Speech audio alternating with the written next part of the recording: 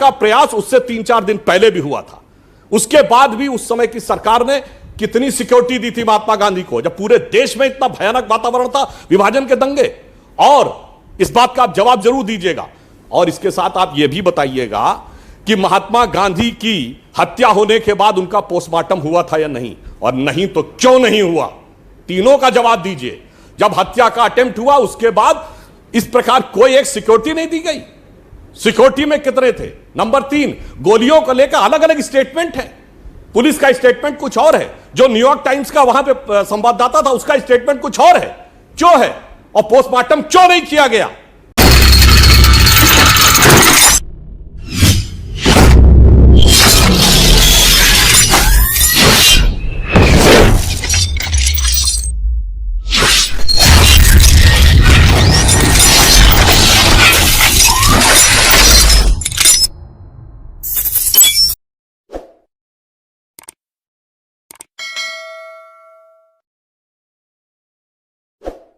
का प्रयास उससे 3-4 दिन पहले भी हुआ था। उसके बाद भी उस समय की सरकार ने कितनी सिक्योरिटी दी थी महात्मा गांधी को, जब पूरे देश में इतना भयानक वातावरण था, विभाजन के दंगे। और इस बात का आप जवाब जरूर दीजिएगा। और इसके साथ आप यह भी बताइएगा कि महात्मा गांधी की हत्या होने के बाद उनका पोस्टमार्टम हुआ था या नहीं, और नहीं तो क्यों नहीं हुआ, तीनों का जवाब दीजिए। जब हत्या का अटेम्प्ट हुआ उसके बाद इस प्रकार कोई एक सिक्योरिटी नहीं दी गई। सिक्योरिटी में कितने थे? नंबर 3, गोलियों को लेकर अलग अलग स्टेटमेंट है। पुलिस का स्टेटमेंट कुछ और है, जो न्यूयॉर्क टाइम्स का वहां पे संवाददाता था उसका स्टेटमेंट कुछ और है, क्यों है?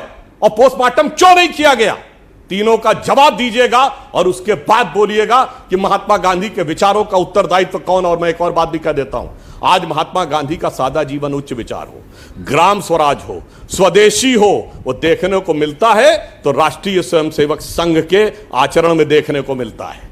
और महात्मा गांधी सत्य अहिंसा के पुजारी थे और आतंकवादियों का समर्थन, गजब।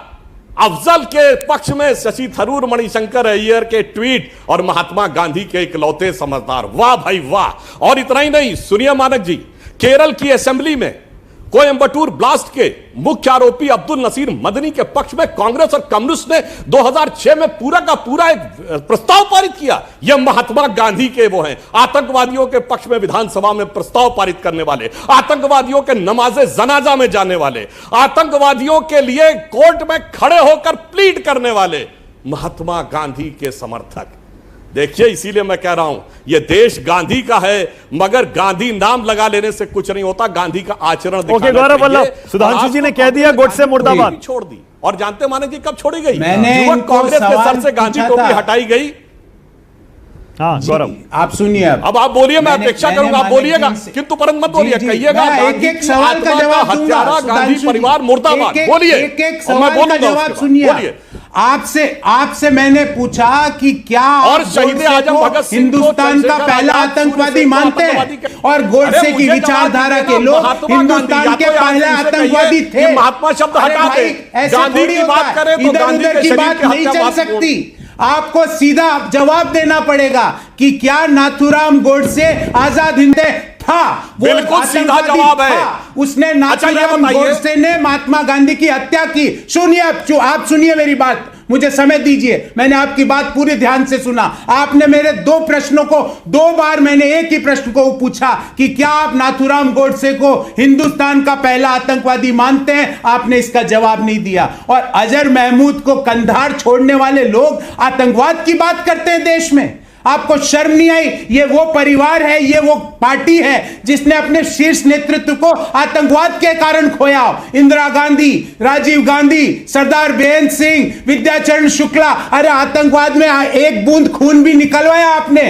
अरे आप तो वो लोग हो जो अंग्रेजों के साथ मिल गए थे जब महात्मा गांधी के मूल्यों के लोग जब आजादी की लड़ाई लड़ रहे थे। तो आपके तथाकथित वीर, क्योंकि वो वीर नहीं थे, आपको वीर कहना पड़ता है। क्या आपने कभी सुना सुधांशु जी कि महाराणा प्रताप के आगे वीर लगाना पड़ा हो, महाराणा सांगा के आगे वीर लगाना पड़ा हो? वीर उनको लगाना पड़ता है जो वीर नहीं होते। आपके वो तथाकथित वीर उस समय अंग्रेजों के पिट्ठू बने हुए बैठे थे। मुस्लिम लीग के साथ पहली सरकार बनाने वाले बंगाल में आपके श्यामा प्रसाद मुखर्जी जी, और हमको आतंकवाद का पाठ पढ़ाते हो। शर्म नहीं आई आपको?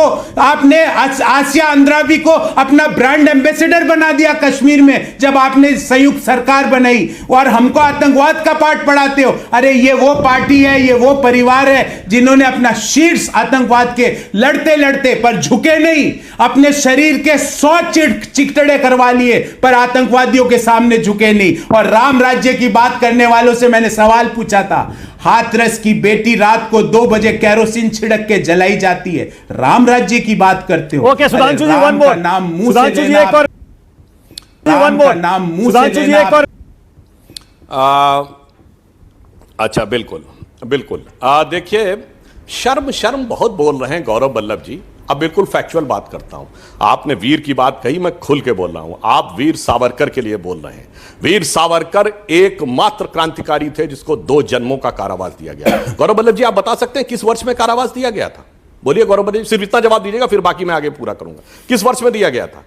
जी नहीं पता होगा, मैं बता दूंगा। मैंने आपसे जो सवाल पूछा उसका जवाब दीजिए। मुझे नहीं पता कांग्रेस का अध्यक्ष कौन था गौरव वल्लभ? पर मेरी बात सुनिए, अब सुनिए पूरी बात सुनिए। आपने सवाल आप कुछ भी बोल रहे हैं, जवाब पूरी बात कर दूं। उत्तर देने का अरे भाई, समय क्या तरीका है? सुधांशु जी, अब देखिए, उत्तर देने के लिए मैंने सिर्फ ये पूछा था कि किस वर्ष में हुआ था। दीजिए। अब देखिए, जवाब नहीं पता होता तो ऐसे ही दाएं बाएं होता है। जब मैं उत्तर देने अरे जाता हूं भाई, तो आप अब रोक मुझे देते अपना हैं। जवाब मैं चुप हो जाता हूं। आप बोलिए, कुछ भी आप बोलते रहे, मैं सुनता रहा। आप बोलिए, आप बोलिए। मैंने सिर्फ ये पूछा था कि उनको उस वर्ष किस वर्ष में हुआ था। चलिए, आज अब आप बता दीजिए, उत्तर दे दीजिए। 1910 में कांग्रेस का अध्यक्ष कौन था? उत्तर की प्रतीक्षा में हूं, एक सिर्फ नाम बताना होगा और कुछ नहीं। बताइए कौन था अध्यक्ष?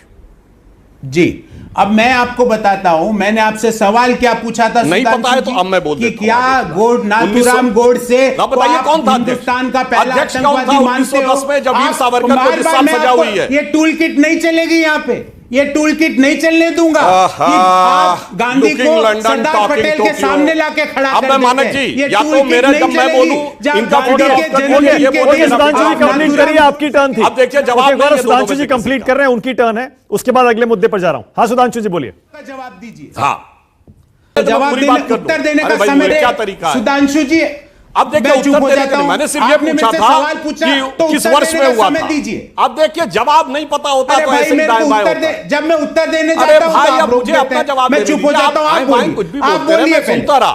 आप बोलिए, आप बोलिए।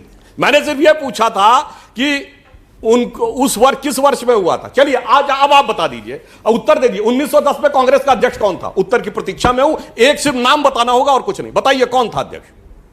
जी, अब मैं आपको बताता हूं। मैंने आपसे सवाल क्या पूछा था? नहीं पता है तो अब मैं बोल देता हूं। क्या नाथूराम गोडसे बताइए कौन था हिंदुस्तान का पहला अध्यक्ष? कौन था 1910 में जब वीर सावरकर को जिस साल सजा हुई है? ये टूल किट नहीं चलेगी यहाँ पे, ये टूल किट नहीं चलने दूंगा कि आप गांधी को सरदार पटेल के सामने लाके खड़ा कर देते हैं। मानक जी, या तो मेरा जब मैं बोलूं इनका सुधांशु जी कंप्लीट करिए, आपकी टर्न थी। अब देखिए, जवाब सुधांशु जी कंप्लीट कर रहे हैं, उनकी टर्न है, उसके बाद अगले मुद्दे पर जा रहा हूं। हाँ सुधांशु जी बोलिए। जवाब दीजिए। हाँ,